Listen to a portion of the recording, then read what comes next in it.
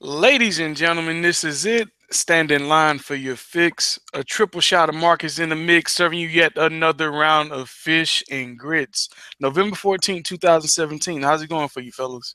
Boy, it's a beautiful day to be alive after all the crap I didn't been through. Man, Lord, tell me about it. I was close to death. I know I saw Jesus' face, and he was a handsome man. I said, "Oh, Jesus, that you?" It's time for you to drop that album, bro. Oh man, I like what is that? That Ready to life, die. life after death. Ready to die, part two.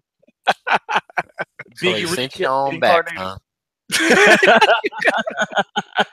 Oh man, that's They, so funny. Jesus said, "I did not order this." Wait a minute. we done Let me. My Amazon Prime account is messed up. I Return, need to send this return back. back to I Houston, need to sir. send this back. Yeah, I need to send this back. I didn't even order this shit. Man, so what's been new out there for the people, man? What's been going on for the culture? What y'all been checking out lately?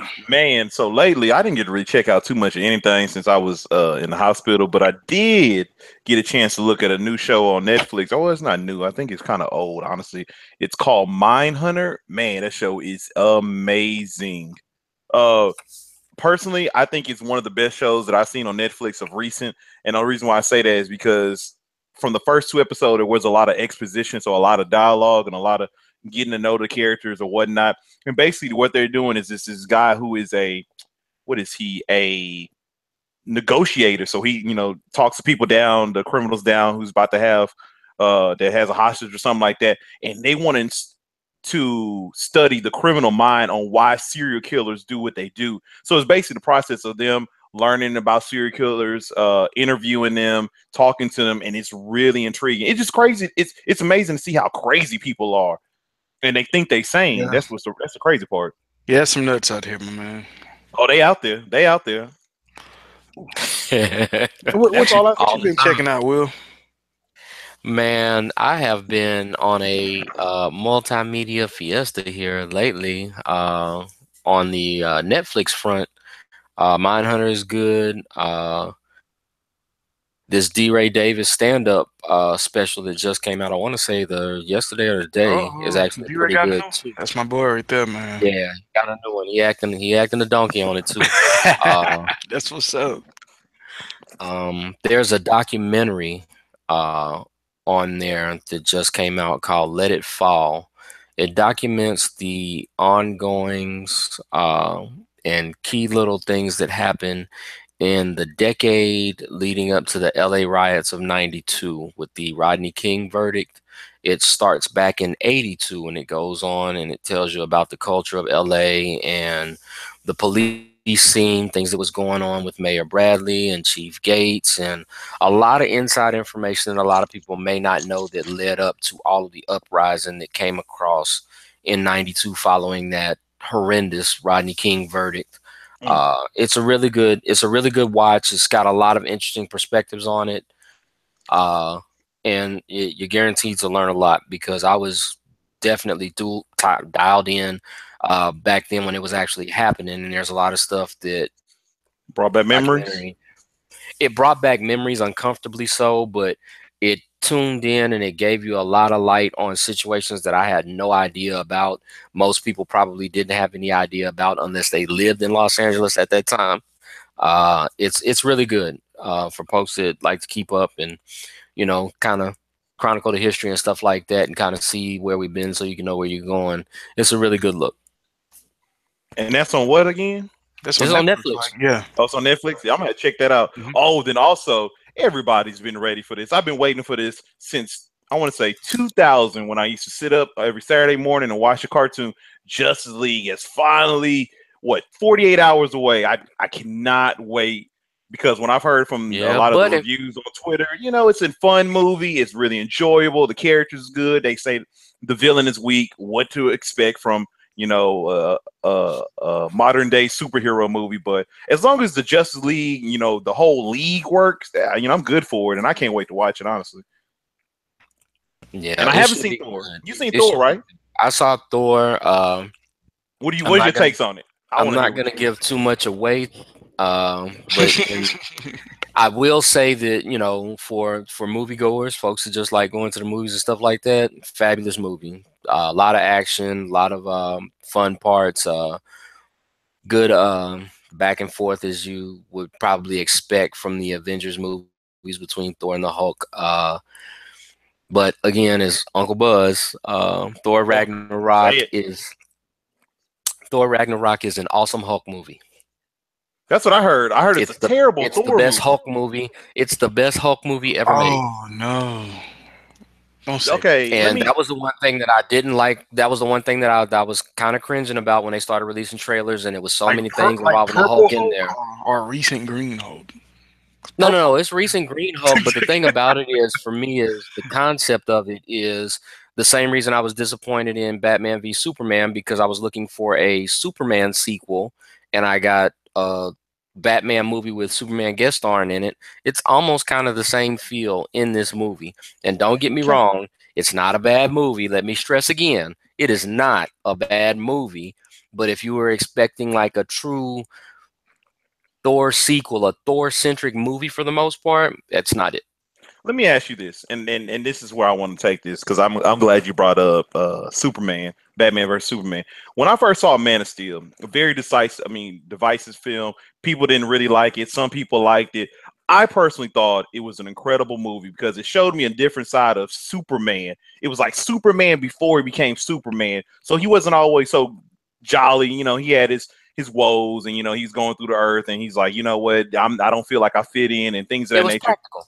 It was an amazing story, and he wasn't fully Superman. So when I heard Batman versus Superman was coming out, I was like, okay, this is a problem, because I want a Man of Steel 2, for the simple fact is I want to see the Superman that we all know and love and how he became that. And I felt shortchanged when I saw Batman versus Superman. So from what I'm hearing, what you're describing, and what I've heard about the Thor movie is, I don't like how Marvel dials down Thor's power. He doesn't feel as epic as Thor's supposed to feel. He just feels like, one of the buddies that goes drinking and says crazy stuff and jokes all the time. You don't feel the scope of what like a Lord of the Rings type of movie, kind of a medieval type of movie that you think Thor would kind of bring. And I feel like they water down Thor on every movie, in my opinion. And I just feel like he doesn't get enough justice. And from what I'm hearing, from what you described and what I've heard, it's not enough justice for Thor. It's enough justice for the other characters, but not Thor. And the one thing about it, and I completely agree with everything that you just said, but the thing for me was, quickly touching on that Batman v Superman, yes. The thing that made Man of Steel so special is I got a Clark Kent movie where he was discovering that he was Superman. So I was all in on finally getting a Superman movie, and I didn't get that. I got a Batman movie with Superman making a guest appearance. So I'm still waiting for a Superman movie. Now, when it comes to the Thor, we'll just get down to brass tacks. And honestly, if you go through, for those folks that actually read comic books and watch the movies, Thor on a movie screen is maybe 60% of Thor in the comic books. Thor in comic book lore and Norse mythology is iconic. He is one of the big boys. He's not B-list. You know what I'm saying? A-list, man. When it comes to powered heroes fighting, battles, like, he's the guy that you call in to bat cleanup. He's not the frontline infantry. Oh, well, let's see if it works with him, and then we'll call in the real heroes type dude. And when it's time to drop that atom bomb on somebody and clear the whole field. And they don't really do that when it comes to him in the movies. They've gotten that niche where he has the chemistry with the Hulk, so it's a lot of comedy, and they make him kind of aloof. It's a bromance, huh? But what's funny? Yeah. Listening to Marcus talk about this, it reminds me of how they're going to treat, how the hope they treat Black Panther is how they should have treated Thor. It was like, okay, we have the team, we got Iron Man, Captain America, you got the B-list type of heroes, and then we get our ass whooped. Let's call, somebody page up Thor to come help us out. I don't feel like Thor always needs to be there in the movie. I feel like he's that character that can come later on to help out and stuff like that, because he's a powerful god, and they dwindle him down to nothing. That Thor is not the guy that's going to go and break up your average robbery or high-speed chase. Thor is the dude that when people come from other dimensions or somebody is about to destroy the planet, that's when you call Thor. Exactly. robberies and stuff like that. You'll get Iron Man for a little international terrorism or something like that. When the world is at stake, that's when you call in somebody like That's Thor. what you call it, man. Like, hey, man, I gotta. That's your special. That's That's R30. when Justice League Hey, call yeah, it. that's your charge move. That's your charge hit. You know what I'm saying?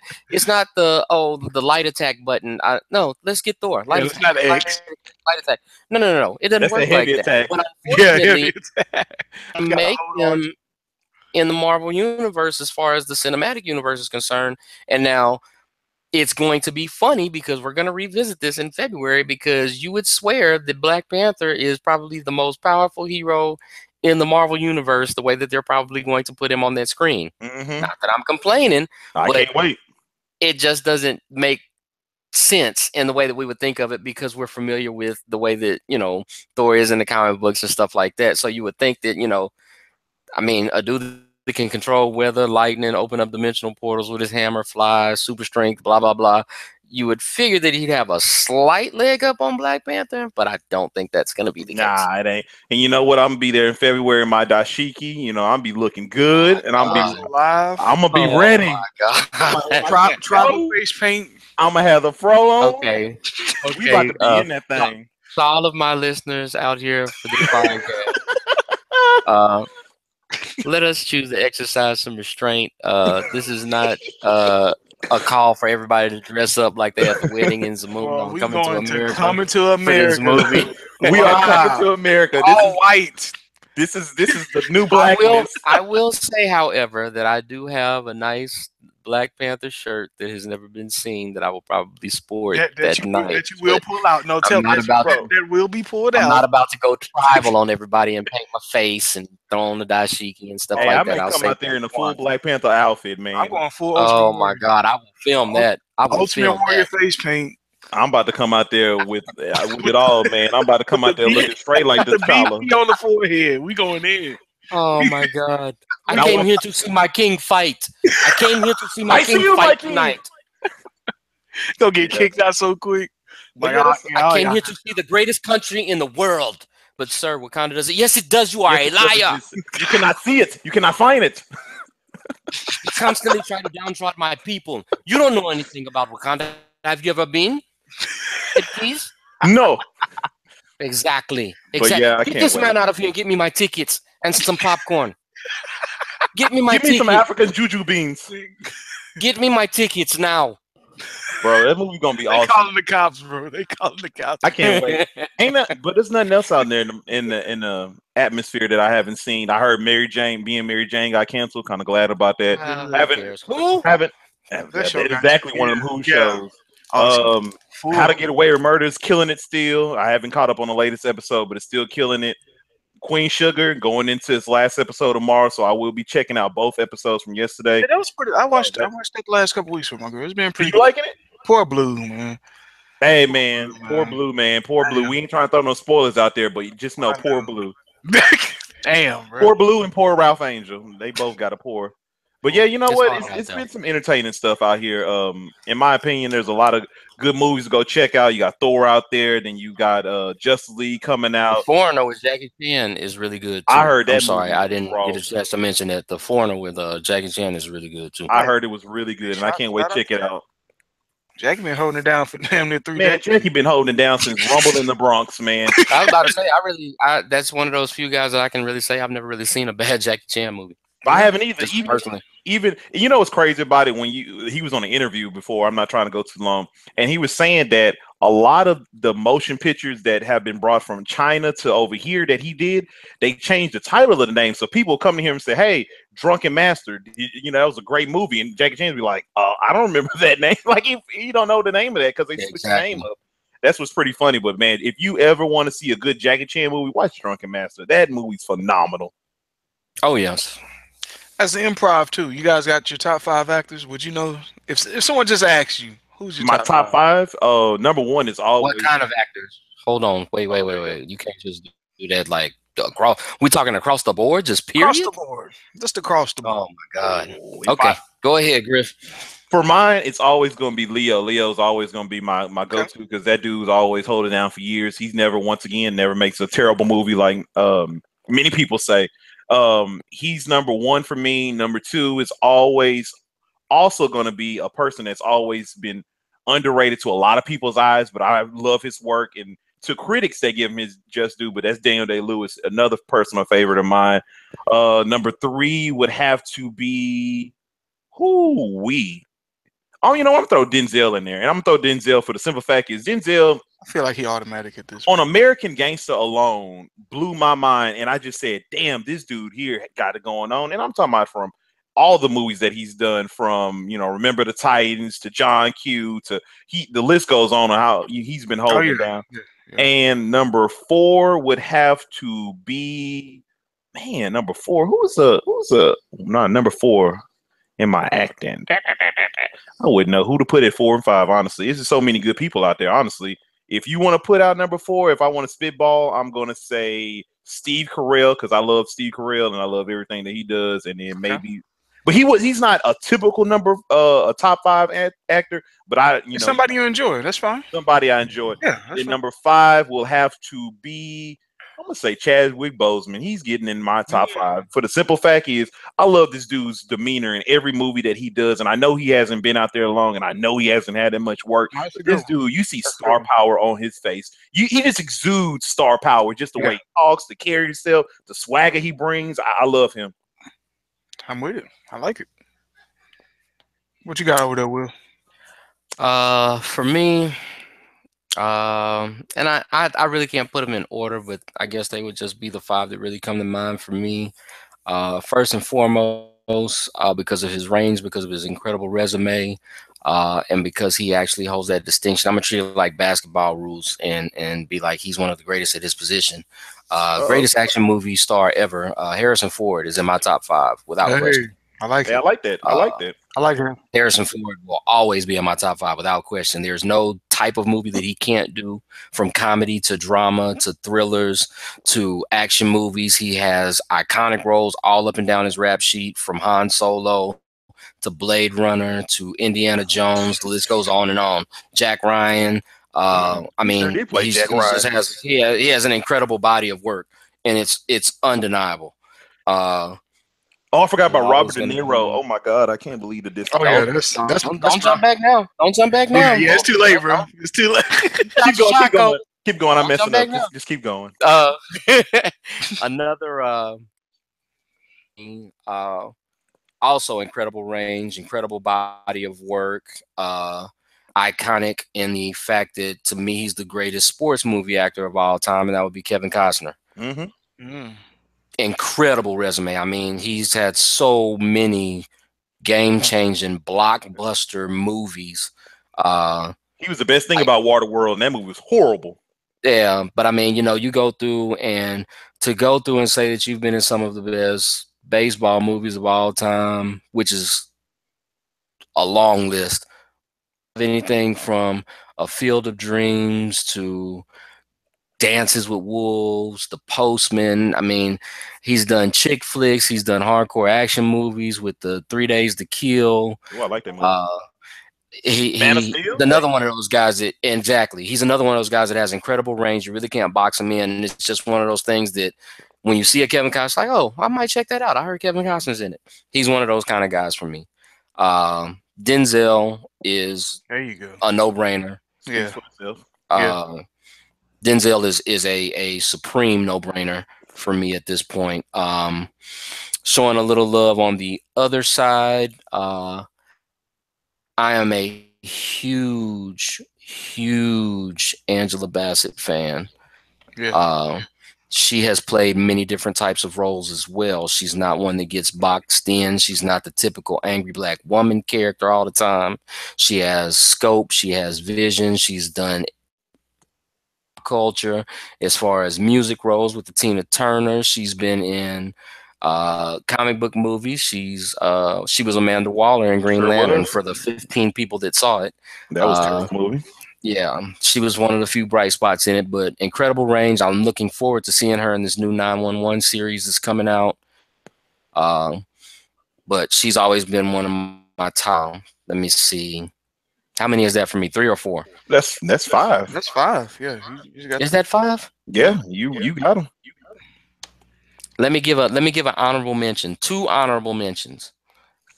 first and foremost to my dude that I've been with since day one when people were clowning me because he was bubblegum rap artist, stuff like that. Mr. Will Smith, the American Dream personified, getting it in, doing his thing. And then a throwback classic for me, another guy that extended himself not only in the realm of acting, but going on into directing to have a fantastic resume as well. And that would be one Clint Eastwood. That man is incredible. Oh, yeah. There's no resume like Clint, man. And there's also a person I like to give some love to, since you put out the females, and this is one of my favorite actors, and her name is Rose Byron. I'm probably saying her name wrong. It's Byrne.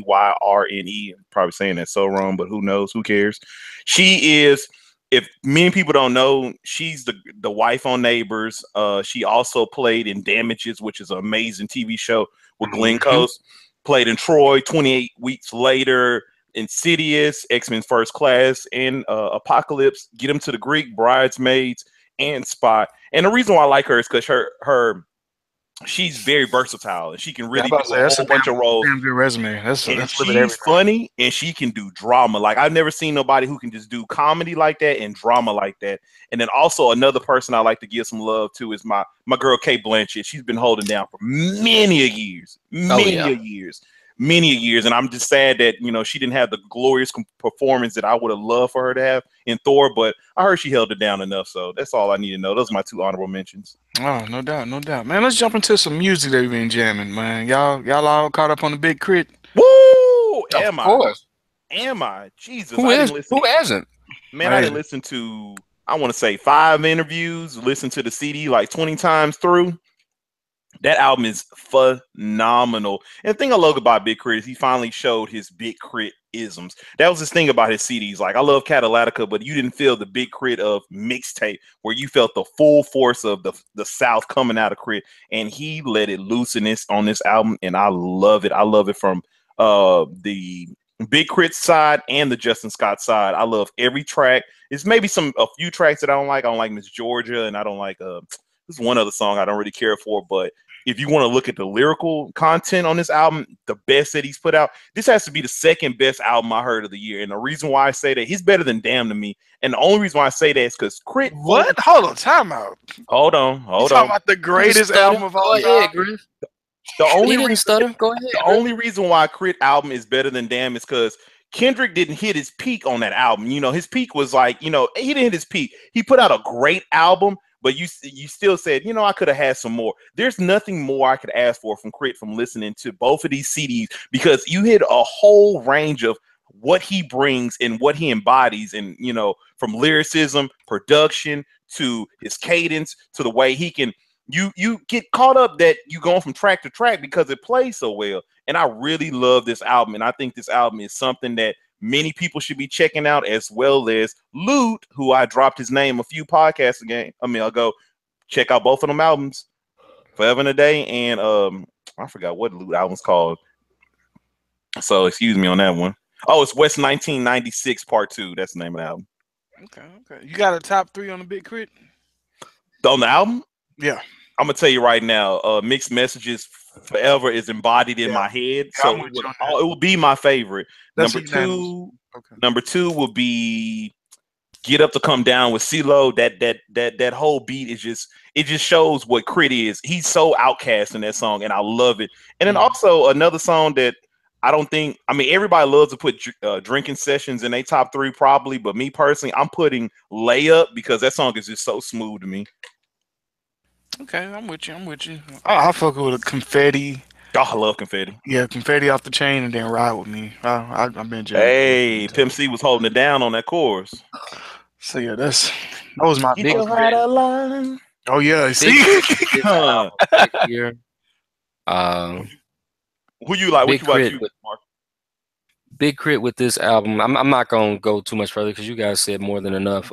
Big Crit with this album has put himself firmly at the table and in the VIP with the Ludacris's, the Rick Ross's, the T.I.'s, the Scarface, Andre 3000s. He is now officially in the discussion when you talk about all-time greats coming out of the South.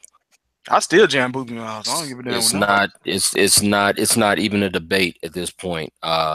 This is that album for him. This is his Confessions album. This is his Thriller album. Good Kid, Mad City album. This is it. Yeah, this is the one that if you didn't know, because his body of work up until now has still been phenomenal for those that know, but now commercially people have to pay attention to him. That is awesome for the guy, because I've had friends that have screamed and championed his cause for years. But it's official. I mean, you cannot ignore him. He is officially a problem for all these up and coming MCs and all these established folks in the game. They're going to have to make some room, because my man just took a seat at the table. Yeah, man. You feel like he poured his soul into this album. You feel it. You hear it. You hear it in every line. It's just like, it screams country Southern rap. And I swear, I would make this album our, what's the word I want to look for?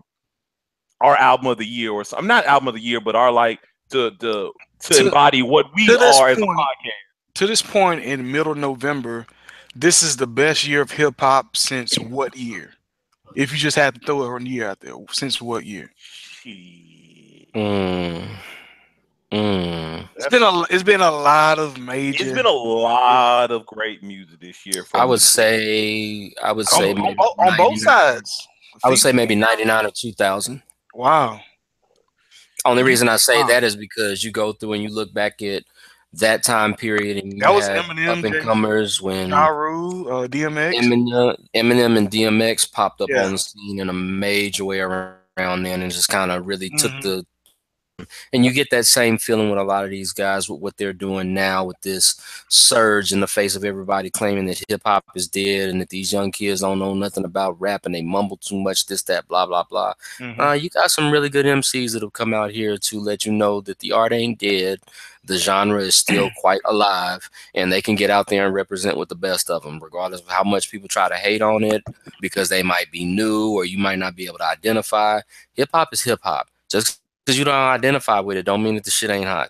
Yeah, and we got to say, Kendrick dropped a good album. Rick Ross dropped a good album. Lute, like I said. Dave East dropped a good album. Meek Mills dropped a... Kelly Calhoun dropped a good album. Who else dropped the album? 21 even had a decent album. You know, I got hooked on Joey Badass for a minute. Jay-Z dropped. Oh, Joey Badass. Oh, he's in my top 3 albums. There's a lot of good music this year. It's a lot. 2 Chainz album. The only thing that's been missing, this is just my opinion, is some type of Andre 3000 album. Like, if he just would have dropped something in the next. He done. He said he done, man. That interview, he said he is. He's got a lot of unreleased stuff that will probably come out once he should have dropped something. He could have gave us something. Man, that boy said, I'm kicked up. Honestly, he's been gone so long, and there's been so many folks that have gladly come in and filled in that void for me. I haven't really missed them that much. Big Boy dropped a year to return. Big Boy dropped a damn good album this year. Yes, he did. Like, because that Freddie Gibbs go on. What is that song that they put on that damn? What is it? NBA 2K or Madden? One of them two that killed Jill. Kill Jill, yeah. Oh my God! He got the song called "In the South to Go Hard," "Made Man Go Hard." Yeah, he got some good songs, man. Still doing it.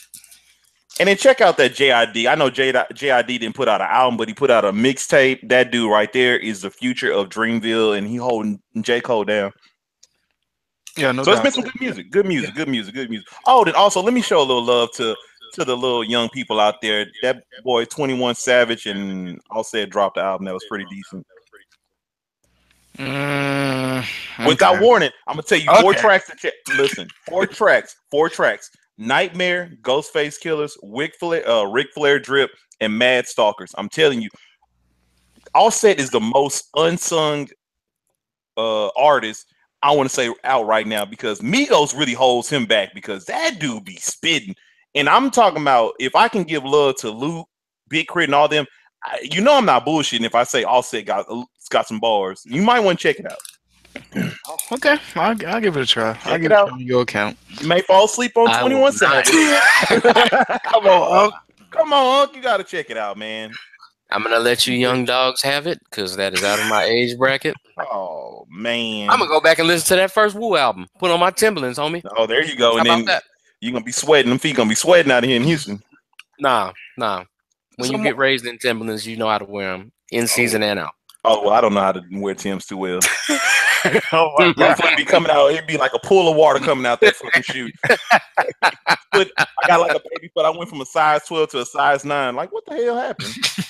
Air Force Ones it is for Griffin. Air Force Ones it I don't is. even wear forces no more. I'm more of a let me put on the boat shoes and be comfortable. Oh, we'll get your top siders on then, baby. Yes, sir, man. Got to put the Sperry's on. Be fresh. Protect the Achilles. There you go. Oh no, it's all fucked up. If I walk on the curve wrong, it's over, man. I'm out for 6 weeks. Coach, put him on IR, coach. Put him on IR. Straight to IR. You know I'm out of there. We just like, don't become Derrick Rose, Griff. Don't become Derrick. Bro, I ain't trying to be Derrick Rose, but if I hit a curve wrong, let me not be paying attention and walk into a ditch. Oh, it's a wrap. But do tell me this: what's the most surprising thing to you about the NBA season so far? That Boston Celtics are at the number 1 seed with losing Gordon Hayward the way he lost. That's surprising. It's not surprising. Okay, hold on. I still say it's the Pistons. These damn. Pistons. You know what? I knew the Pistons they would be raw when they got Avery Bradley. I said, you know what? He gonna change the culture of that team, and they're exactly what he needs. Tobias Harris been playing like an all-star. That dude got to make the all-star team. And Drummond's been averaging like 17 rebounds a game, and he lead the team in steals and blocks. He's doing it all. He's doing it all. I've been impressed from an enforcer standpoint, and he don't require the ball a lot. That's the best thing about him, But like Marcus said, I wasn't surprised about Boston. I'm just more. It's not even. I'm not surprised. I'm more happy for Boston. Cleveland would surprise you more than Boston would at this point. They didn't surprise me because I knew that defense was going to be garbage. I knew it was going to be the worst some of the worst defense for the standpoint alone. LeBron can't hold that team, and if you look at that team, they're not constructed well to compete in a 4-game series. So I can't wait for the playoffs to start. And LeBron may turn it on, but I don't think nobody else is going to turn it on. that's the problem, in my opinion. Now, IT will help when he comes, but for right now, Cleveland is just looking like Cleveland. I'm just really more surprised at how is this era over?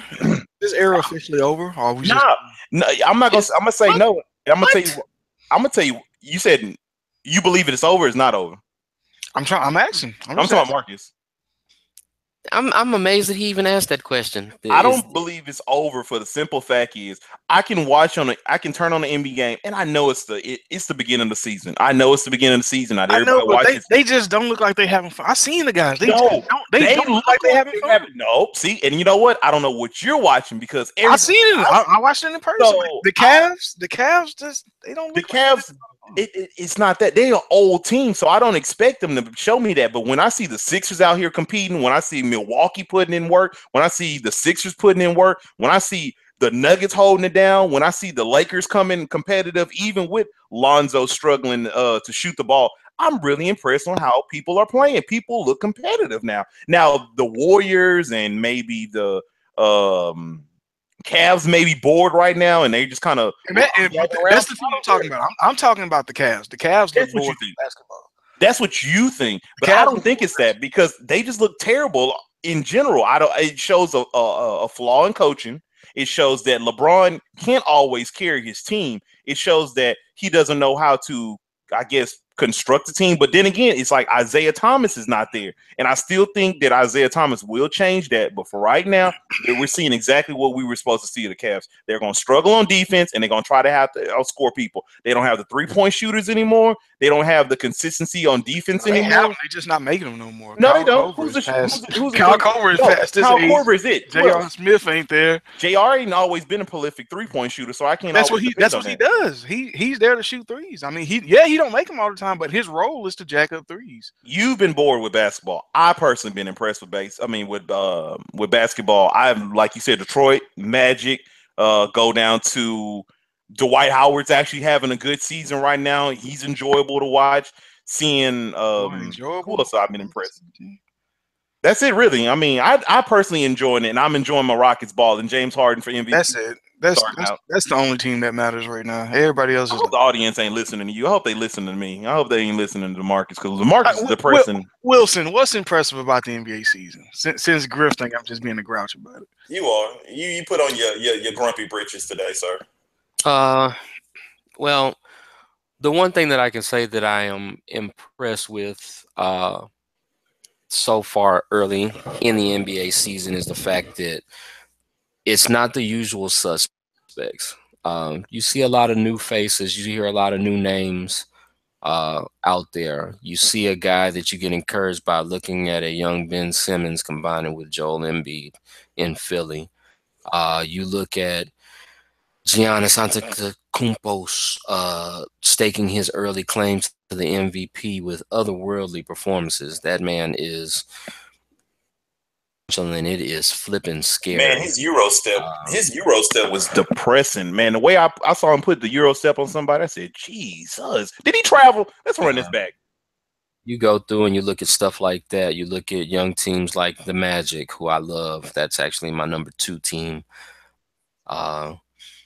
Doing things and making strides. You go and look at a team like the Nuggets that I watched the other night, and I'm like, man, these guys, you know, not a lot of names, but they're put together really well. They play extremely well together. It's good seeing that because it kind of gives you that refresh on the season, because going into the season, the only thing we really heard about was, okay, well, how long is it going to be before the Warriors and Cavs play again for the title? You know, it's like a foregone conclusion, but now there's legitimate contenders out there. You have people like the Rockets who are stepping up and playing well, starting to get that chemistry together. They are going to regret not getting Clint Capella signed long term, because now twice as much to sign him at the rate that he's going this year. You go through and you look at, you know, some of the usual suspects that might be struggling a little bit. The San Antonios of the world without their MVP Kawhi Leonard on the court. They're still doing well, but not as well. You have the chemistry experiment going wrong so far in OKC. You got to figure out, you know, the direction that some other teams are going. You know, what are the Wizards going to be like? What are the Clippers are a dumpster fire at this point, but that was expected. That's a makeshift roster. Blake cannot lead a team, and you know what? That was the criticism. Can he lead a team? Blake was never expected to lead a team by anybody with that kind of sense. Blake Griffin didn't lead Oklahoma when he was at Oklahoma, so why would you expect him to do it in the pros? The only reason why I say that is because a lot of people were looking at Blake Griffin this season and seeing if he can lead a team now that Chris Paul is gone, and you know he did have those flashes in the paint where Chris Paul went down. They paid him like he's supposed to lead the team. That's the problem. Exactly, but I'm talking about just from the standpoint of Blake is not, or has he ever been a number one when it comes to options on a team, whether in college or in the pros. He's somebody that needs to have someone to facilitate to make him successful. He's a great piece. He's a good piece. That's always been his fatal flaw. He's not Magic. He's James Worthy. It's nothing wrong with it because he's still a phenomenal player, but you know what you're going to get out of him and what his limitations are. He's not going to saddle up, put the team on his back, and be able to ride it out. He's not going to LeBron it for you. He's not that type of player. Not saying that he needs to be or that he should be, but it just simply is what it is. Can I ask you a question, both of y'all? And you know, I'm not trying to be rude right now. We're looking at Lonzo right now. We're not looking at the totality of his career. We're not even looking at what he may do for this season. From the standpoint of how many games we're in, 12, 13 games into the season, would you consider him a bust player right now? I'm not saying no. Listen, no. I'm talking about from, you know, the hype that we were, you know, getting with his dad, you know, kind of selling him high, and you know our expectations of what he was going to bring. For right now, he hasn't impressed to the level to what a lot of people were looking at him to. I'm not gonna say that his career is over or his season is over. He can't get better and stuff like that. But I look at Ben Simmons and I'm just like, this dude here is incredible. And I look at some of these other rookies that's a whole different beast. Yeah, that's a different beast. That's the only reason why I look at it. It's like I look at Lonzo and I'm just like, I don't. Ben Simmons 7 foot. That's a big. You're talking about a 7 foot point guard that's out there doing it as compared to Magic. A dude. That's Magic Johnson. His core vision is crazy. No, I wasn't talking about. It's like I wasn't speaking in terms of just comparing them, but I'm comparing as. No. I feel what you're saying, but I'm just saying it's apples and oranges in the regards of Ben Simmons is about to be Ain't nobody got no expectations for Ben Simmons though. People almost forgot about Ben Simmons because he was hurt all year. Let me rephrase it. So like when Howard came out, when he came out as a rookie, was balling. When what's his name? LeBron James came out with the hype he had, balling. These players that had the hype, you know, they kind of met the hype. Lonzo hasn't met the hype to me. I know he had his triple-double, which is beautiful. Clap for that. But I watched the Lakers game. They have too many televised games for me not to watch them, and I just have not been impressed. They look better when he's off the floor. Lonzo Ball through 13 games has met the hype the same way Jason Kidd through 13 games met the hype when he was a rookie, because their stats are identical. Identical. Even college stats are identical. I mean, we got that, but I'm talking about the hype of what I'm not talking about from us, not us, from what people. The thing is, when you the thing that you have to think about is this: his offensive game still needs improvement. So I mean, we can't judge his offensive game. More importantly, when we discuss the subject of hype, you really can't make those kinds of comparison, because it's a huge difference between hype now and hype from 5 years ago. Yeah. Because social media is twice as prevalent now than it was 5 years ago. So the scrutiny is going to be twice as hard for Alonzo Ball than it would be for a Dwight Howard or somebody that may have come out 5 or more years ago. Answer this question for me. Nobody really talking about Anthony Bennett as much as they answer this question for me. Answer this question for me. If social media existed in the same magnitude right now, back when Michael Jordan first got drafted. Oh, it's over. It's over. He's gonna crumble. Michael Irvin is not playing a game in the NFL if they got social media. Oh yeah, that's what I'm saying. I mean, you go through and you look at a lot of these guys. You go through and you look at a lot of these guys that a lot of the stuff was easily covered over, or a lot of the things they were easily sheltered from, because the media and the intrusion and stuff like that was not nearly as pervasive as it was now. You know what I'm saying? It's completely different. I give Lonzo a lot of props for being able to just sit, put his head down, and play ball to the best of his ability. And I think that's going to work out extremely well for him in the long run. I look for Lonzo to do huge things and make a lot of people look real stupid, because the only thing that this is going to do is just increase the size of the chip on his shoulder and make him work harder to shut everybody up. Yeah, and I agree. I like how you broke it down. I think the biggest things about the Lakers right now, is the improvement of Randall and Ingram. They gotta Randall ain't gonna be there. Randall coming ain't gonna be there because he's on the bench right now. They're already looking at Randall for trade. Yeah, it's more about those guys right now than it is Lonzo. I mean, if I was the Rockets, for me, the development of Lonzo Ball is going to be key in the maturity and development of Kuzma and Ingram. I like Kuzma. I like him too. Because if those dudes continue to improve and play better, it's only going to make Lonzo's game increase. That much better. Yeah, because he's a stat sheet stuffer, but he's not going to take a game over offensively. At least not at this point. Not at this point. He's a supreme. He's an elite facilitator at this point in his career. He can set it up. He can keep the offense flowing, regardless of whether he's 5 for 9 or 1 for 12 shooting. He can still keep the offense going, and that's the thing that makes Lonzo special when people aren't to hate on him, to not notice that. He always keeps that offense flowing. That offense still moves, regardless of whether he's shooting well or not. Now, just like a Jason Kidd, once he comes into his own and he learns how to score, that's when he's going to become dangerous. Bit more consistency. He's going to be a super duper problem. Remember New Jersey Jason Kidd? Oh my goodness. Oh, he was killing. Like him, Kenyon Martin, and for a 3-year stretch, I never seen a point guard play like him. And he was dishing. I know Wilson's seen some good point guards. I'm not trying to disrespect nobody, but during my time of watching, that's not a statement of disrespect whatsoever. Yeah. Jason Kidd is one of the top 5 point guards of all time. That's not disrespectful. During that stretch with New Jersey, I'd never seen basketball played better than what he had around him. Kerry Kittles, Keith Van Horn, McCullough. Come on, bro. Like, let's not get too hasty now. Them Nets teams had some nice talent on them, and for the time that they were there and they were doing their thing, slouch. Hey, they ran into Kobe and Shaq and Tim Duncan, so hey, I just feel bad for them. But I mean, there's no shame in that either. It's a lot of folks that got laid to the wayside by them Lakers and Spurs team, so there's no shame in that at all. I see you, Detroit. You know, hey, y'all got one. That's it. Hey, they stopped it.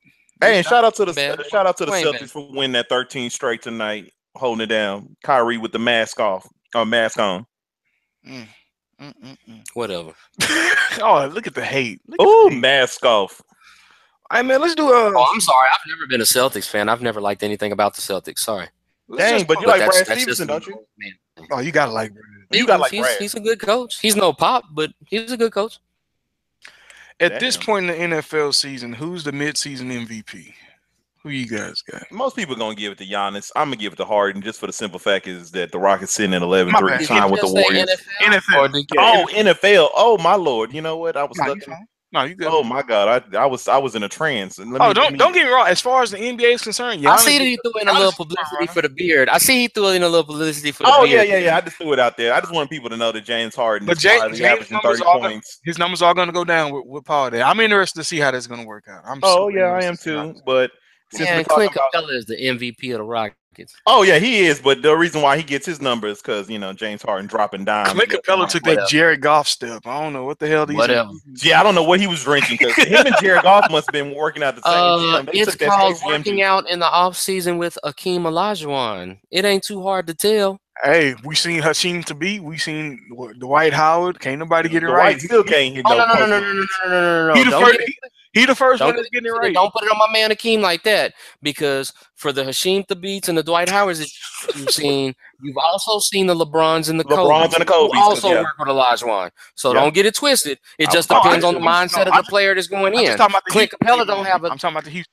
Clint Capella has the mindset of a winner, a la a Kobe or a LeBron. He's not a Thabeet. He's not a Dwight Howard. He's out there to play, and he wants to play and be the best and win, and it shows. I would do anything just to hear the conversation Olajuwon had with manager. Like, hey, I can't do nothing with this dude. Like this dude's sorry. Don't tell them that I worked with him. I can't. I would love to hear his conversation about Dwight Howard. Just be like, he would say the exact same thing. Dwight, don't ever tell anybody that I worked with you. When Hasheem Thabeet fouled out that summer league game, I said, all right, this dude career over. If this dude go foul out or something. Man, he never had a career to begin with. So. Exactly. It ain't never start. It just ended. It never got off the ground. Got drafted and ended. But yeah, for the NFL, my MVP right now would have to be Carson Wentz because boy, Carson Wentz is holding it down. I did not see the Eagles being 8-1. I know we did talk about preseason when we were talking about the division breakdown. We did have mentioned that the Eagles could make that leap. But I didn't think they were going to make that leap, and to make it so effortlessly, man. They just make it look so easy out there. Carson Wentz is dropping dimes left and right to Aguilar, to Ertz, to Alshon, and they just get Jay Ajayi. It's just icing on the cake, and the defense has been popping just like they were last year. It just shows you that. Hey, and they're getting players back. So hey. Yeah, Doug Peterson, man, he holding it down, and you know what? Fly Eagles fly, fly Eagles fly. So I'm gonna have to say the MVP right now is going to be Carson Wentz in my eyes. Okay, I'm with you. What you got, Wilson? Mid-season MVP for me. For a guy that, doesn't really need any more awards or anything like that, but I've been impressed with the way that he's literally had to carry his team for the first time, in my opinion, in his career, I would say would be Tom Brady. This is the first time that we've seen him play with a New England team that does not have a top-notch defense, that does not have all of the sum of the parts flowing seamlessly in that machine that they run. Yeah, they dying off. They got weapons dying off left and right. And he is still performing at an unheard of elite level for somebody his age at this stage of the game. I am supremely impressed. And this is from somebody that's not a very big Tom Brady fan, but I have to give him all the credit and all the props in the world, because for all of the things that they've gone through this year and for their defense to play as bad as they have, for you to sit here and tell me that they're 7-2. Yeah, it's impressive. And you know what? He won't get to 45, but he may get to 40. Oh, don't count him out. Don't count him out. I think he got some surprises left, because I think Oakland is in for it this weekend. I think Oakland is in for it this weekend. Yeah, I think Oakland might catch 5 this weekend. Mexico time? Oh boy, ooh, man, it's gonna be salsa dancing going down over there if you got him on your squad. I'm just saying. I just got a nasty feeling about that game. I think that Tom is like, wait, y'all been talking about all these other guys. Y'all must have forgot who's starting off this season on fire. Yeah, everybody, just line up, get open on 3. Let's do it. And you know what? I'm gonna show a little love to one other person right now. I'm gonna show love. Well, you know what? We're gonna give love to a team. Me and DeMarcus. I don't know. Was Marcus on this episode when we talked about the Eagles in that division? Yes, I believe he was. You know what? I believe it was that division, and we talked about the Saints, and I gave him. I'm not gonna try to pat myself on the back. But hold on, because I was going. Oh, you talking about when we talked about the NFC South? Yes. Land of all of these supreme quarterbacks that was alleged at the time. Mm-hmm. I believe. Well, I'm gonna let DeMarcus go, and then I'll talk about the Saints next. Go for it. No. I'm sticking with the Saints, but the thing is, this is the company that the Saints are in. The Rams, Seahawks, Vikings, Steelers. Those are all the teams that have allowed 165 points or less. Also, the Jacksonville Jaguars. That is elite company. When you talk about a team that's top 6 in defense allowed, points allowed, and you got a supreme running game, my MVP is the Saints defense. Hey, let me tell you this right now. DeMarcus, what do we say about the Saints defense? Preseason, we watched one of them games, and I think we came back on there. I said Sheldon Rankins is going to dominate this year coming off that injury. I said that the Saints defense is going to surprise every fucking body. They even surprised my ass because I didn't think honestly, I think the biggest thing that the Saints defense did is went out and signed to AJ Klein, because this is a guy that sat behind one of the best linebackers in football and Luke Kuechly. So you bring in a guy like that with that expertise that went to a Super Bowl, bring him into this type of environment to when the crowd gets going at the Mercedes-Benz Superdome, you do not want to deal with the Saints. Oh, man. yeah, they're cooking. It's showing. And what I love about the Saints is if they go to the playoffs and, defense does travel, and their defense has been traveling, if they somehow run into a team like a Carolina or the Eagles, a team that could stop the run, you still got Drew Brees, Mr. I throw 5,000 yards every season like it ain't nothing. So he's still there. Michael Thomas is still there. Ted Ginn is still. You know what the best part is? His weapons are fresh. They haven't taken a beat. They ain't really done nothing. Snead ain't took a beating. Ginn ain't took a beating. Fleener ain't took a beating. I saw Snead take a cheap shot at one of the defenders when Drew Brees was running in for a touchdown. When Drew Brees was running for a touchdown, I said, Snead, what you doing? You was way at the top of the goal line. Why are you coming over here to hit this defender that ain't nowhere close to Drew Brees? But protect your quarterback. And who's the coach of the year in you guys' opinion? Ooh, got to give it to McVay, man. I was gonna give it to Doug Peterson, but I'm gonna tell you, McVay for the simple fact is I had 0 to no expectation, negative expectations for the Rams this season. You told me Todd Gurley would have a bounce back season. Wade Phillips, man, it's something about Wade. Wade Phillips should be in the fucking Hall of Fame when he retires. He's got to be. Wade must have brought some of that good. He's been doing it for too long. Wade. I mean, we talk about from Reggie White to J.J. Watt to DeMarcus Ware. It's too many names that he's had all-star caliber seasons with. He got to make the Hall of Fame as a coordinator. Man, Wade Phillips been balling to the teams that got weed legal. I'm gonna throw that out there. if you look at that, he went to Denver, was causing havoc. Weed is legal there. Went to the LA. But look at that roster. Look at that. Yeah, they got a killer roster. They got a killer roster, but you got to give it to the Rams, man. Ward, they had Harris, they had Miller, they had Ware, they had those monsters in the middle with Malik Jackson. Let's not act like he went from one good defense to a bad one, because it's not like his cupboard was bare in LA. Yeah, it was there. The pieces was there. It just needed. I mean, he's pretty much getting his Phil Jackson on at this point. He just went from one great defense to another one. That is true. Would you put him in the Hall of Fame, Wilson? Would I put Wade Phillips in the Hall of Fame? We don't see coordinators make it. Do they have that for coordinators? They don't, but I feel like he should be the first one. I mean, as a coordinator, everywhere he goes, he's anchoring. He held it down for the coach. Hey, he held it down for the Cowboys. He hasn't. I could not put him in as the first coordinator. Oh, come on, Dick LeBeau, Wade. Like, is that what's holding you back? Because they both can go in. I mean, I would put LeBeau in before him, without question.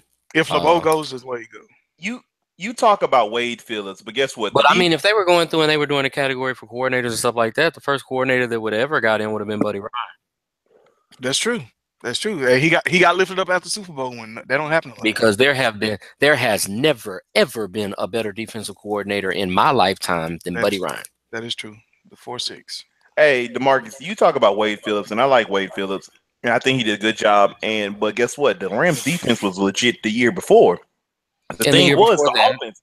The offense is the problem. The offense is the reason why the Rams would be up. And I'm gonna put it like this. Man, what McVay has done to that offense is incredible. Jared Goff looks like a veteran quarterback in his game. Todd Gurley looks like he's been running like this for years. It looks like Eric Dickerson back there. I give it Uncle Buzz. I'm gonna give some love to Robert Woods. I'm gonna give some love to Sammy Watkins. I'm gonna give some love to Cooper Kupp. They got it going on, and I like what they're bringing in. But I want to hear what Buzz gonna say. I hear him flying in. Let me stop this love fest right now. If I had to give somebody coach of the year at this point, I'd give it to Mike Zimmer for the Vikings. Mike Zimmer can kiss my ass. Whoa. The only reason why I say that because he balled last year. He balled like this last year. Keenum. Call it what you want. The key is this. He's doing it with Case Keenum and your name here at running back. After losing his bell cow at the two most important positions on offense, and they're still afloat and still excelling. They're still on the tail of that defense and stuff like that. But before we get so out of hand and you're ready to throw shade at Mike Zimmer, let me ask you this one question. For the mighty Sean McVay and these upstart LA Rams, how many people they got on IR? Not a lot, but yeah, you are right. The Vikings only have one. The Rams are living that magical success, and they are going through right now because they are literally the healthiest team in football right now. They haven't had that adversity that all of these other teams have had with losing key players and stuff like that. So until I see them weather a little bit of the storm and stuff like that, see how they function under some real adversity, I'll reserve judgment on them. It's a fantastic story. Love the fact that they're improving and stuff like that. But for all of the pieces that Mike Zimmer has lost on both sides of the ball because he's gone stretches without key defensive players as well. And the fact that they're still 7-2 and they haven't played a cupcake schedule by any means. They didn't get a last place schedule to work with. I give him a little bit more credence over Sean McVay at this point. But I'm going to front runner for coach of the year. And the reason why I'm not giving the Mike to Zimmer is just the simple fact is I've seen Zimmer do this before with, Sam Bradford. I just give credit more to the offensive line because the offensive line is open the holes up for Murray to run, for what's his name, McKinnon to run. That's why you see Case He's in charge of that, though, isn't he? What's that? But he's in charge of that, isn't he? Yeah, I give that credit, but it's like last year I wasn't about to give what's his name, the bum in Dallas, what's his name, the coach. Oh, Jason Garrett? Jason Garrett, I wasn't about to give him coach of the year, and look how amazing the Cowboys are playing. Same with Mike Zimmer. It's like I can't give you because I expected the Vikings to still be in the hunt, whether Case Keenum is still a competent quarterback. You expecting the Vikings to still be in the hunt with a third string quarterback and a second string running back by committee? Yes, the only reason why, because Case Keenum is still a proven quarterback that he can lead a team to the playoffs, a la the Texans when he led us to the playoffs. But on top of that, Case Keenum is not a terrible quarterback. And if you give him time to throw in the pocket, he's going to have that. And I give love to Adam Thielen for playing out of his mind and really holding it down like the true number one wide receiver that Diggs should be playing as. So I give them love. But there was always expectations for the Vikings still to be this good. Nobody, I don't care what nobody said, nobody saw the Rams being this good. We thought the Rams were dead. Like literally after watching last season, we said when we knew the Rams, it was going to take another 3 years. They're 7-2. And they're leading the league in scoring. Oh man, they were last in the league in score last year. That's crazy. What kind of turnaround is that? That's incredible that a team like that can flip it like that. I mean, I think that is very impressive. Yeah, I know they had some easier games, but the Rams, the expectation was nothing for them. And I mean, they exceeded everybody. Robert Woods and Sammy Watkins are the sole reasons why Rex Ryan looks like a clown right now, in my opinion. That you couldn't do nothing with these two players. Is that more Rex Ryan or was it Tyrod Taylor? That ain't Tyrod Taylor because Tyrod was still lighting up out here. Man, his offense, and don't come to me and say, oh, well, Tyrod played bad on Sunday. Man, I watched that game. The Saints defense was incredible, and that offensive line for every now and then, this is what Tyrod does. Like every now and then, he offensive line. When you drop back and you already got linemen in your face, I mean, everybody got line problems. That's fine and dandy, but you can't elude that all the time. Buffalo Bills are still in the hunt in the playoff contention, so I'm not going to say that. They in the hunt, but Just like Miami was in the hunt last year. They're not a. It's how you utilize your talent on your squad. Rex Ryan did not utilize the talent on the Buffalo squad because Belichick took. Let me get Hogan and let me get what's his name, Gillingsley. Let me get 3 touchdowns. Let this dude be my number 1 for a few weeks. Let me get Sammy Watkins. If the Bills were to make it, are they beating the Titans at home? Kansas City at home? They're not beating anybody, but at the same time, I'm still going to give knock to Rex Ryan that he couldn't utilize the weapons that he had because he had Robert Wood. He had Charles Clay. I mean, not Charles Clay. He had somebody that was there. This dude had Fred Jackson and was still not utilizing correctly. Like CJ Spiller was not utilized correctly. I'm going to give knock to Rex Ryan and how terrible of coach he is. Yeah, but let's get back to this Sean McVay thing. So, my coach of the year with this impressive turnaround, they're what, 7-2? Yeah, Colts, 49ers, Cardinals, Giants, Texans without Deshaun Watson. That's 5 of their wins. That's coach of the year? Yeah. Guess what? Last time I checked, this boy Steve Kerr in the NBA got coach of the year, and he had a whole bunch of just stars on his team. Apples and oranges. I mean, it's fine, but it's like you still going. Okay, then. So if you want to be truthful about it, how about we just give it to Belichick every year? Then I'm just going for the most. Coach of the year always the same rules like Popovich and LeBron James. I mean, they're eligible to win it every year. You're right. I mean, there's nothing wrong with that. But my thing is this: we put so much impetus on the fact that they've had this miracle turnaround season, and they're playing so well, and they're scoring so many points. With the fact that they got a last place schedule, and a lot of their opponents just aren't very good, especially on defense. Don't forget about Ron Rivera. Hey. I mean, I'm about to say. I mean, it's the records have shown that it always goes. The MVP goes. I mean, the coach of the year goes to the most entertaining, the person that you didn't expect, and that's who we didn't expect. We expected Mike Zimmer. I mean, Mike Zimmer's really been holding down, and like you said, I give him credits for losing Dalvin Cook. Kyle Rudolph just dying on the field sometimes, and you don't know where he at. Diggs going in and out the lineup, having the quarterback controversy. He just took the dirt off Teddy Bridgewater. I agree. I truly agree. Zimmer has done a phenomenal job, but being realistic, they're going to roll with the Rams because nobody had no expectations for the Rams. Oh, no, they're not going to roll with the Rams. They're going to roll with Doug Peterson. No, they're going to. Oh, I hope they roll with Doug Peterson. I hope they. Just like the Rams. They're going to roll with Doug Peterson. Oh, I hope they go with Doug Peterson because he once again deserves it for what he did for that franchise. Is that parade bus through Pittsburgh after the Oh, God. Here we go. Take this shit to the house. Yeah. I'll go to the parade light up with Martavis Bryant. We're going to talk about where he's going in all season. Man, anything I want to tell the people before we wrap it up? I'm gonna tell the people that you smoking some good stuff when you keep talking about the Steelers gonna be a Super Bowl contender when they barely beat the Colts. A win is a win. Barely beat the Colts. A win is a win. What you mean? Well, I'm telling you, you crazy. You crazy, man. This boy, hey, DeMarcus is man. That defense is playing legit. Big Ben still looks like Joe Hayden to be back for the playoffs. Don't worry about Joe. That is true. But nobody's ever worried about Joe. That's not hard. I'm worried about Big Ben. That's the person I'm worried about. Hey, they gonna get this bye week, baby. They gonna chill. Oh well, okay, man. Yeah, they gonna chill. They gonna do that. No, not really. Yeah, they gonna chill. All right. Martavis Bryant is back promoted to the practice squad. Watch. Then they're gonna Juju on the beat. That's it. Oh shoot! I have been impressed with Juju. Wish I picked him in fantasy. He's been doing a great job, way better than I expected him to play. Because he really kind of took that Martavis, the Hayward type of touches, really, or not Hayward, but he took that role. Coates. Sammy Coates role. He just kind of filled in that role, and he's doing a great job for a rookie. Mm-hmm. I've been very impressed. But they're not going to the Super Bowl, so you might as well stop. There's only room to go. Juju on that beat to the Super Bowl, boy. Okay. No, that's not gonna happen. Yeah, me and Martavis will be on the couch somewhere talking about where he going in the off season.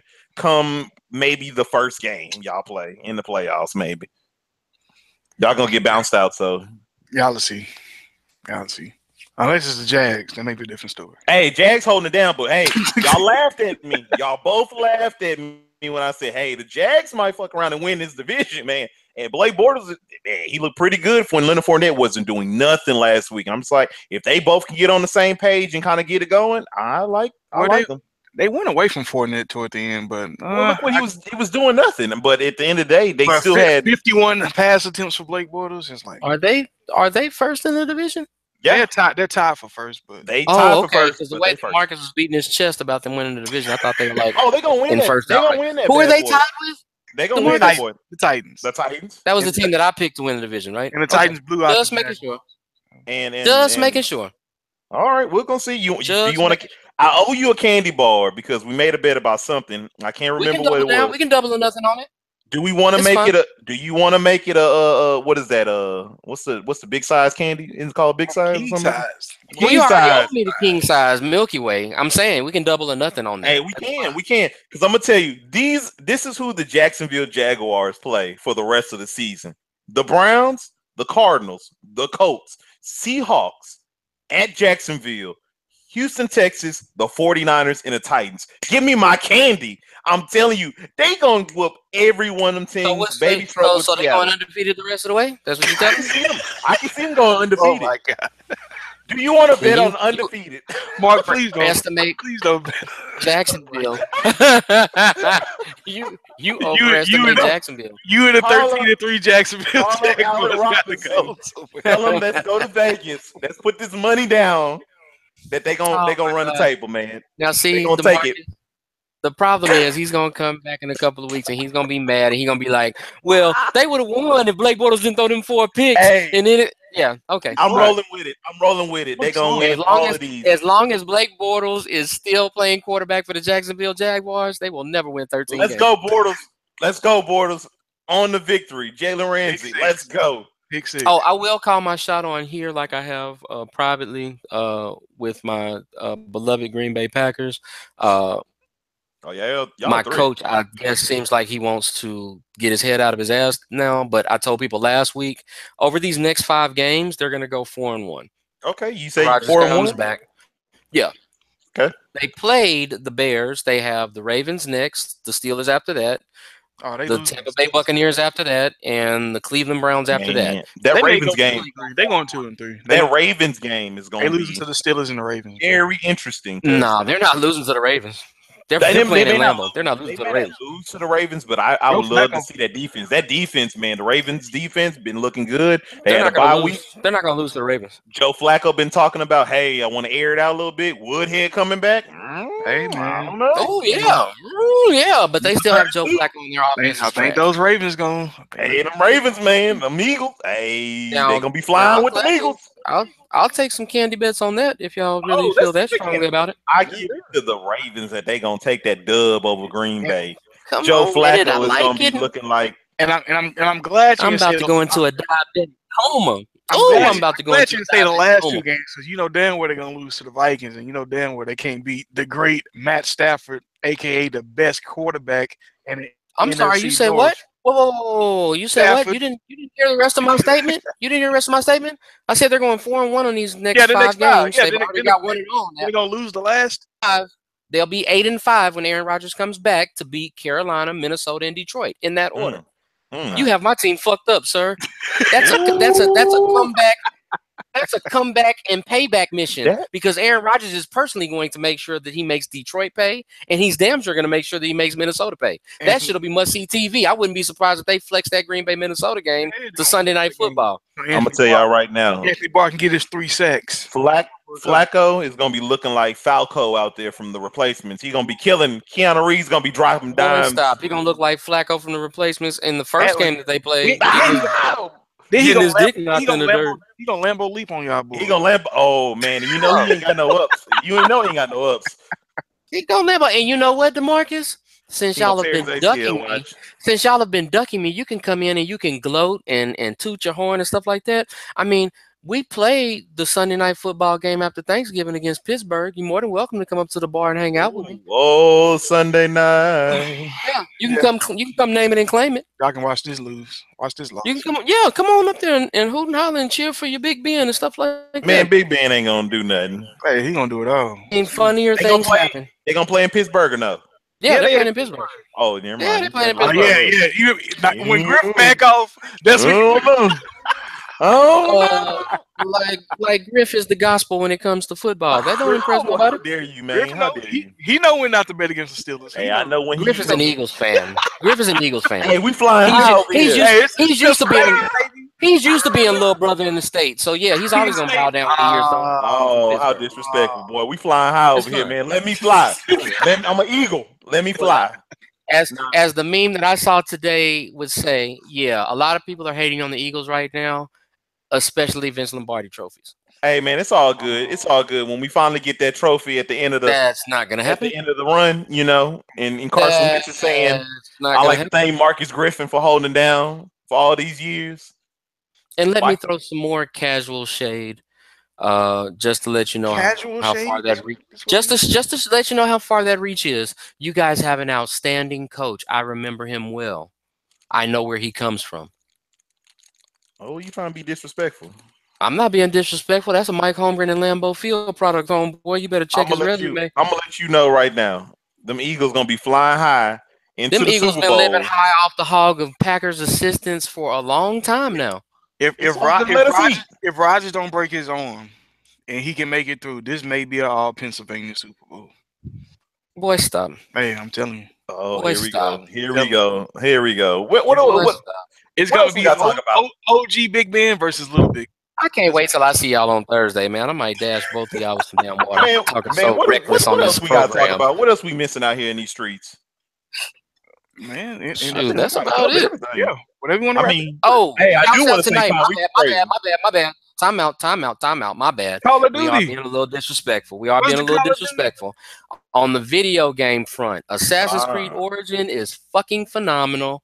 Call of Duty World War II is phenomenal as well. Oh my God, yes. Does it remind you of the old school game?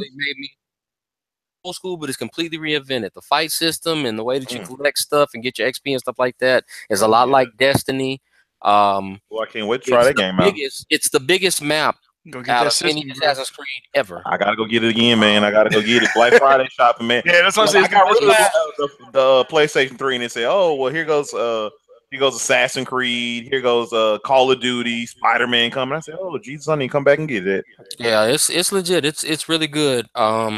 And on the college front, huge basketball games tonight. Duke and Michigan State and Kansas and Kentucky. For those that like to basketball to the Ram ball. Yes. Huge night tonight. Boy, I need to get up. I need to get up on my sports. That matter. And last but not least, number 2. That U's number 2. Yeah. That U is number 2 with Alabama, Miami, Clemson, and Oklahoma, rounding out the top 4 in the latest college football playoff standings. Shout out to Clemson for getting the back up in there. Hey, if it ain't like that, that's perfect. Man, I like that 1 through 4. Ain't nobody caring about whack ass Clemson or Miami. F both of them. Hey, fuck them when they come out there balling. Well, how long is Florida State ranked? I guess we talking about all the ranks. DeMarcus. Oh, DeMarcus. They sitting with James. They sitting with James on DeMarcus. I'm glad it took you 8 years of Florida State ass whoopings before y'all finally got some respect back. But don't get too carried away because you still got to finish.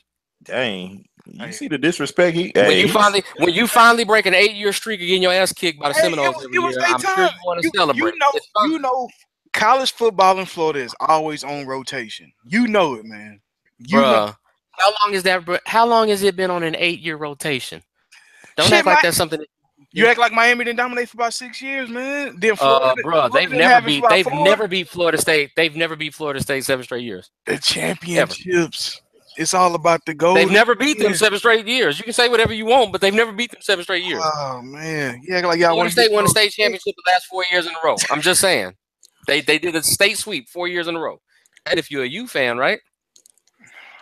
Because I know y'all been hating that for an entire generation's worth of athletes, right? Boy, that Florida State, Green Bay Packers, Spurs fandom came out. Boy, he coming with that fire. I shoot shots. I felt them over here at the house, and you way humble, and I'm over here on 249. Don't you ever, DeMarcus. I felt the scatters. But it's all good. Shouts out to Miami. Shouts out to my cousin Number Gerald 2, Brown, man. offensive lineman Say at they ranked. Miami. Good luck to you, even though that you picked the wrong school to go to. Nah, he I picked can't. right school. I can't root against family, so I wish you well, but I hope your team lose. Hey, man, that's respect. And just letting them being real. Hey, that's being real. You know he picked the right school. Nah. Man, it sucks to be you. Shit. You might not want to be number 2 then. Shit. You know what? Excuse me, ma, numero 2. Exactly. Can't stand you. I can't stand y'all right now. This show. You're supposed to be wrapping this up. Excuse me, ma, numero 2. Yeah. You know what I'm saying? And for but I like to give a shout out. Classy. I do want to give a little shout out to dang, I forgot what I was about to say. Oh my lord, I didn't took a relapse. Wait, we can't give a shout out yet. We can't give a shout out yet. We didn't talk about this earlier, but I want to give a shout out. We didn't have one serious moment yet. But we didn't give we didn't give no love to Stranger Things 2 season 2. We didn't talk about it. You remember we didn't do a podcast. Because it's still Amazeballs, and I know a lot of people probably haven't watched it yet. You have to, man. If you are a fan of just 80s movies and just fan of just good TV, this is really a great season of Stranger Things 2. I mean, just a phenomenal season. Shout out to the dude that plays Will. He's got to get an Emmy because he killed it on this season. I think everybody was amazing. They outdid themselves. They did a wonderful job. And if you look back at the totality of the season, you were like, you know what? The effects. I'm not the effects, but what's the thing I'm saying? The story was simple enough for you to understand, but it was entertaining enough to, captivate anybody. And it was just great storytelling. It was almost standalone. You could almost be able to watch season 2 and enjoy it without even watching season 1. Yeah, I agree. And it's amazing if in 8 episodes, that ain't nothing but 42 minutes episode. So under 7 hours, you good to go, man. Okay. Good season. I want to give fellas. What happened? There's one thing that we didn't address today. What happened? That would be our GQ Citizen of the Year, Mr. Colin Kaepernick. Mr. Black Panther himself. Yeah, raise your fists up.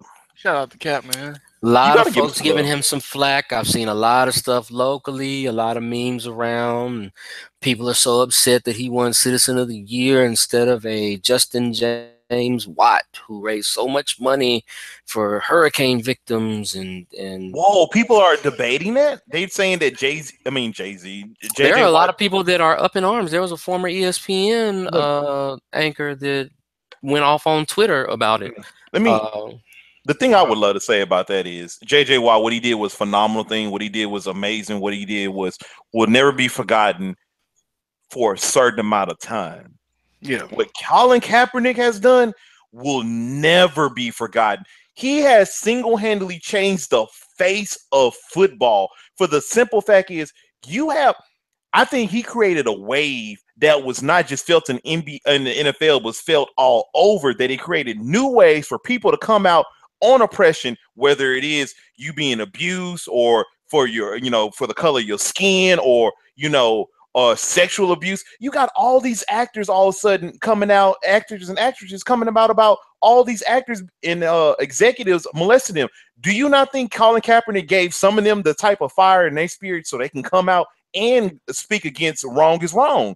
And I just say, man, Kaepernick, I remember it was a second preseason game last year, and he was just chilling on the stand. I mean, chilling on the bench.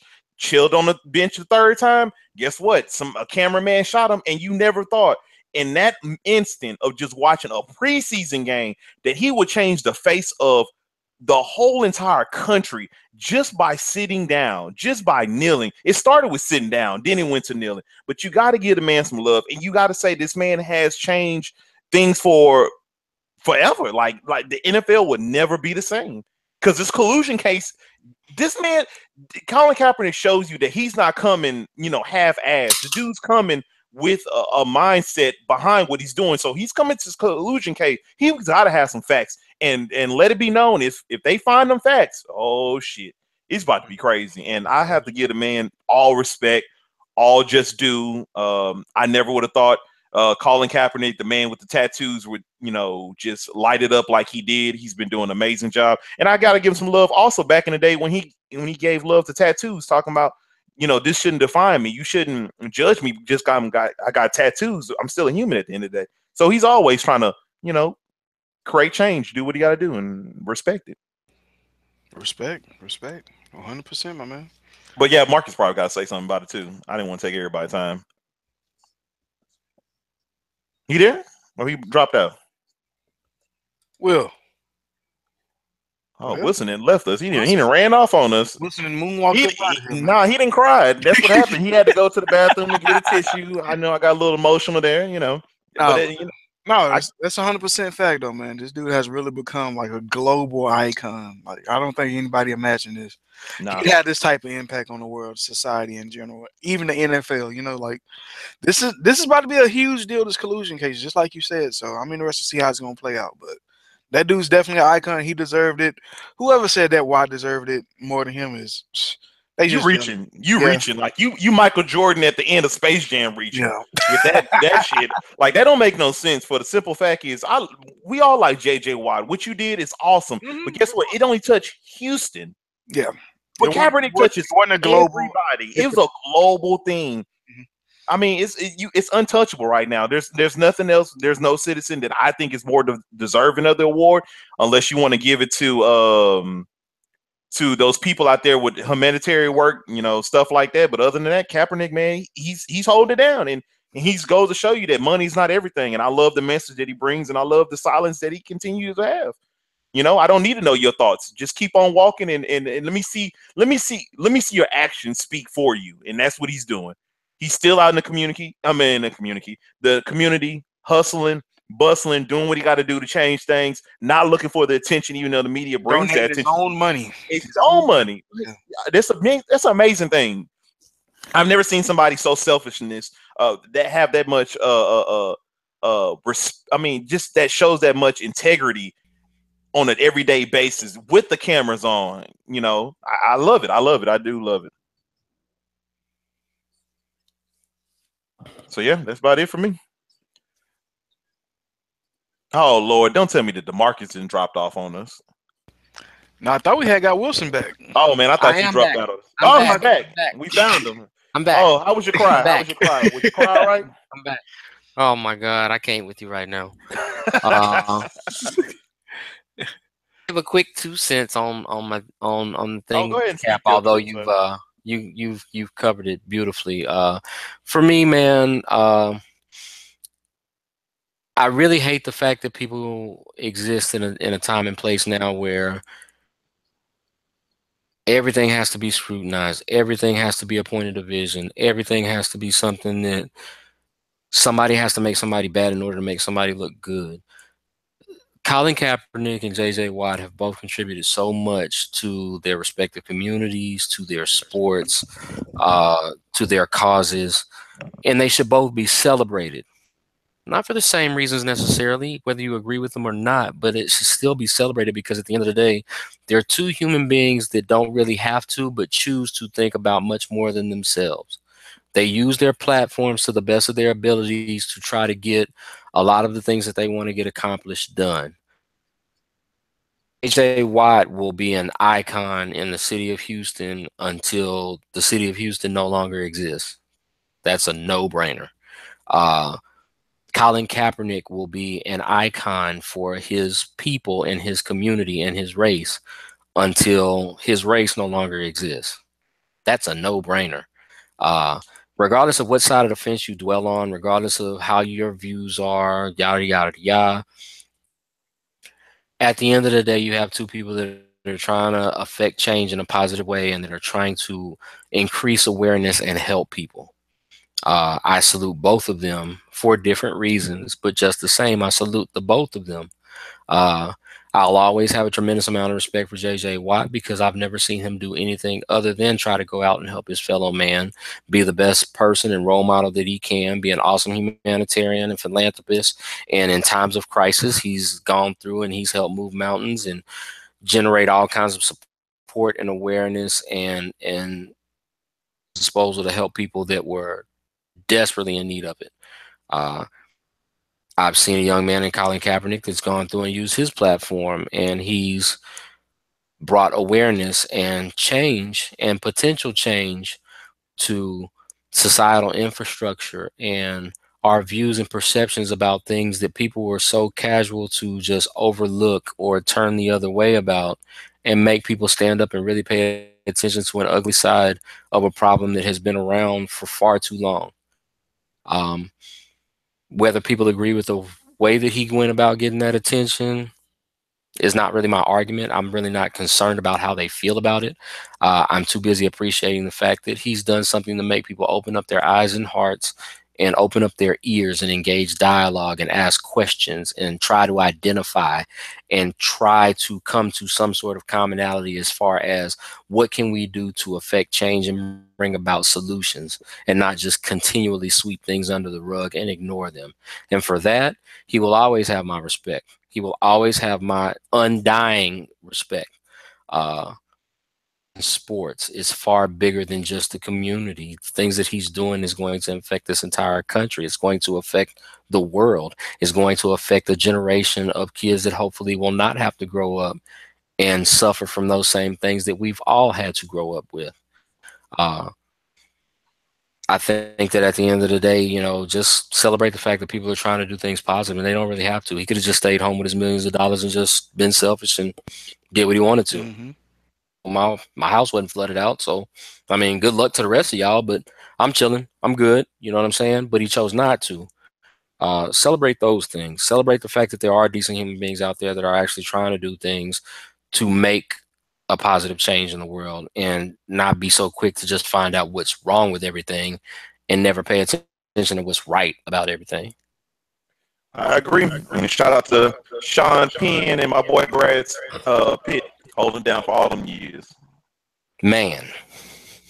That's it. Man, that's what's up, man. That's all y'all got for us? That's all I got, man. Go check out Justice League, because I show will. That's all I got, man. Enjoy a fabulous weekend, man, because of course, Griff, with the onslaught of this Justice League, baby, Friday comes the Punisher. Let's get it. Friday comes the Punisher on Netflix. Let's get it. Fly, Eagles, fly, whoop the Cowboys' ass. Oh my God. Let's go. Hey. Let's go.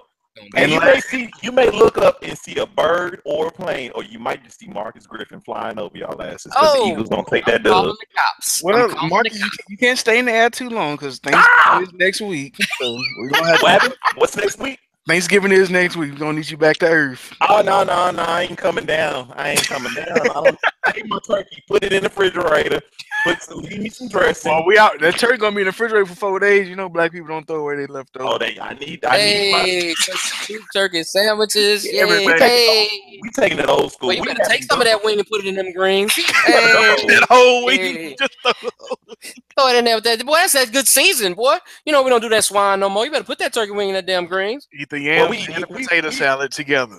We ain't even having Thanksgiving like that. We having gumbo, so I'm gonna be all right. Hey, do you think? I mean, oh no, I can't. I'm about to go heat up my gumbo that I made today. I can't do that. It's about to go down as soon as I get up here. Oh, Griff, you know what? I'm a go. They kind of sound like the Eagles around week 14 when they start choking. Yeah. Hey, you better watch your mouth. You better watch your mouth talking about the Eagles. All right, there we go. That's sorry. I don't want any problems, son. I don't want any problems. As for now, this has been Fish and Grits, and you have just been served. Y'all enjoy it. Fly, fly. Peace.